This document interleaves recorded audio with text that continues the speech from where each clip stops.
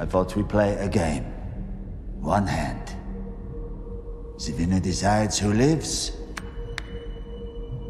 and who does not.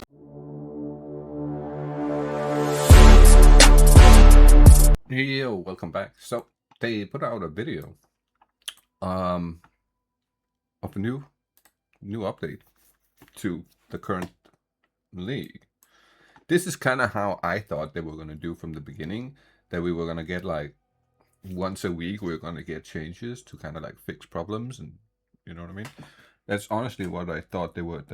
That's how I thought they were going to attack the process to begin with. But I just wasn't ready for them to nerf my build on like day 2 of me playing the game when it released. After just having completed the campaign and having started doing maps, and I invested all my currency into the build, and then they nerfed the build into oblivion, and I was sitting on a bunch of gear that was expensive, but now it was worth nothing. So it's kind of a tough situation. But let's check out this update. I'm really juiced about it. So hi, I'm Jonathan Rogers, game director on pause.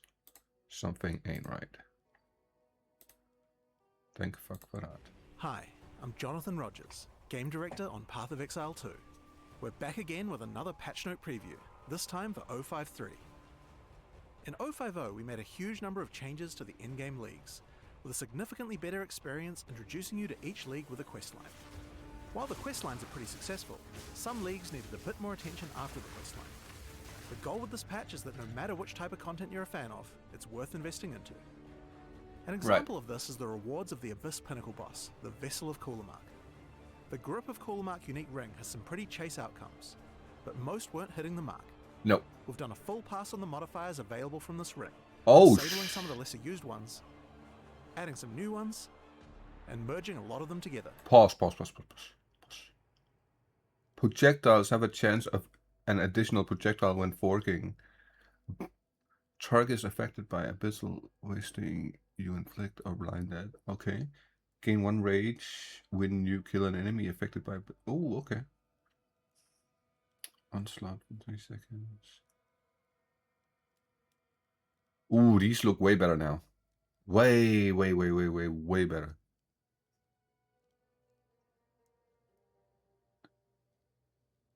Yeah, that's He will now way better. also always drop an ancient desecration currency, if you're able to defeat him at full strength. In the future, we'll be adding additional unique items to this boss, because he just simply doesn't have that many. In the Abyssal Depths, we've fixed a bug which caused abyssal rares to sometimes be missing from the area. But we're also making it so that the final large abyssal trove in the Abyssal Depths will now always drop desecrated currency. Alright, I like Between it. the improvements to the Abyssal Depths and the increased rewards from the Vessel of Coolamark, Abyss should feel a lot more rewarding now. Even though Abyss still feels really rewarding, I think this is a good choice. We don't really have an issue with the high fortresses while you're progressing through the questline. They are pretty underwhelming at high levels when you want to farm them. Yes, so we've made a number of changes to improve them. Firstly, breach biomes are now much bigger, meaning you have more hives for each breachstone. And to make those larger biomes even more enticing, we're improving the modifiers added when using multiple breachstones to reveal them. Some of these also add new abilities to Aelith while fighting hive fortresses, like this one called Nemesis, which simply spawns rare monsters. Oh. We also have some further improvements coming to hives as well in 054 next week, with even more Aelith skills and improving breach tablets to be able to better boost hives. Nice. Delirium is also a big focus of our changes coming in this patch. We've fixed a number of mechanics that were not working as intended, and this league should feel much better now. To start with, we fixed a bug where none of the monsters that were spawned by the special shards on the Delirium bar were able to be magic or rare.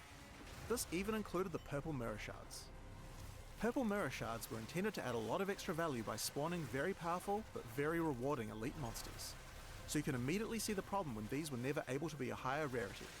Given that these monsters are actually some of the highest value monsters in the game, being rare, they're going to be quite terrifying, but they'll drop a lot of loot in kind. But are you Another issue we found is that it was intended that if you pop multiple purple mirror shards, you get even more elite monsters. Currently, this just did nothing, but now will add significantly more elites to your map. And then the other really bad bug is that when doing a Grand Mirror, any maps open between 150% and 200% Delirious would not spawn any delirium monsters, or any mirror shards to spawn packs. So at the highest juicing levels, the league actually got worse. These fixes resulted in delirium being much harder with many more monsters. Hey, Jonathan, you are not right about it. This is not completely true. This is what we have been forming, right? I'll explain the form. So what we do is we add 200% delirium to a city map. We add 4 tablets. We use breach to have a multitude of rare monsters spawn within the breach when you complete it, and they all be basically delirium monsters, right? Because it's in 200 delirium, so it'll just spawn like 30 fucking rares in one blob on top of the breach when you like an unstable breach when you stabilize it. And that just dropped in an ungodly amount of loot. Just there's parts of this that don't work. Yes, I definitely agree with that, but there's also parts that do work. Even though we just nerfed its difficulty in 052, we actually need to do so again, but only in the early phases of endgame this time. To do that, we've halved all the scaling delirium applies to monsters, but each tablet after the first will add additional scaling back to the monsters, meaning that at 3 delirium tablets, they scale the same as before. Okay, Overall, these changes mean that is brilliant. That is legit what I was just talking about in a previous video too. That the 200% delirium on your first when you first get into the delirium area on your atlas and you start completing them, it is really easy to push it to 200 before starting the delirium or the synchronicum. And I'm just like, in my mind, I'm like, how many of the newer players are going to be able to actually kill these monsters, right? Because it's 200 delirium. And it's one of those things that are not super obvious how tough it becomes, right? Like, it's just not...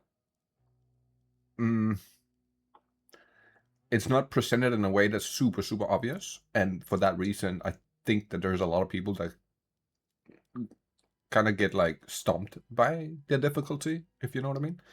So, yeah, I think this is a really smart and good choice. Delirium is a much better league, with better combat, better rewards, and more ability to scale the difficulty and rewards into the late endgame. But that's not all we changed. Simulacrums were also not scaling well into the endgame either, so we wanted to address those too. Previously, simulacrums started at 0% deliriousness. They now begin at 100% and ramp all the way up to 200% over the course of the run. We've also decided to remove the old wave modifiers. These didn't actually make anything more rewarding, just made things more difficult. Instead of that, we've added a new mechanic to simulacrums that keeps you in control. Ooh. After completing each boss room, you can now make an optional choice between 3 mirror shards. One will add bosses to all subsequent rooms, one will add modifiers to the area that make it harder and more rewarding, and one will add more monsters, including the elite ones. You might want to just stack bosses, or maybe you want to increase the density, or if you're finding it too difficult, select none. It's your call. Okay. Next, Good. Expedition. Grand Let's hear it. Expeditions had a lot of reward potential in the hands of highly optimized players, but they weren't particularly rewarding for the average player. No. The way that Grand Expeditions are being played at the top end involves entering the area, assessing all the remnants, and if there are no good ones, then immediately leaving and moving on. Yeah. We want to make it so that every Grand Expedition is worth spending time on, so we've made a lot of improvements here. Firstly, the chests. When you That's entered exactly the Grand what I Expedition did. Before, what you saw was a bunch of mostly useless armor and weapon chests. Now, it's treasure. Take a look at this difference. There are a ton of other valuable chests dropping much cooler rewards. Okay. But But even the weapon and armor chests are much better. we're Notice how getting the to... icons are golden now? This is because they're much rarer, but guarantee an exceptional base type. Ooh. So the chests are way more valuable, but we wanted to make the monsters more valuable too. To do this, each rune which is passed on by each remnant now applies significantly more rarity bonuses to the monsters. Combined with our third change, which is adding significantly more remnants, you can get some very rewarding encounters just by slaying enemies, if you can overcome the challenge. At the Now same we're time, I thought talking. the length of the encounter was too long, so I've reduced the number of explosives by 25%. Overall, it should be more rewarding and take less time to do. Now, another feedback we've had is players not wanting to use rune-forged armors at endgame due to having to sacrifice too much of their other defenses. To address that, We've reduced the amount of armor, evasion, and energy shield lost by armors when runeforging them in endgame. Okay. Finally, let's talk about the temple. Previously, Yeah, I there was an only Atlas did with the passive that gloves. caused temple rewards to appear in ordinary areas. While it was powerful, it effectively undermined the rewards of the entire temple building mechanic. But not many people were really running them. Right. So we're replacing it with something much more interesting. Now, after allocating the node, activating a Vile Beacon corrupts a rare or unique enemy in the area, modifying them unpredictably. This can create a variety of outcomes. A monster might gain additional modifiers, become significantly more dangerous, or receive valuable reward enhancements. The result is a mechanic that creates memorable moments while leaning much more heavily into the themes of corruption and risk that define the Yes. Vile.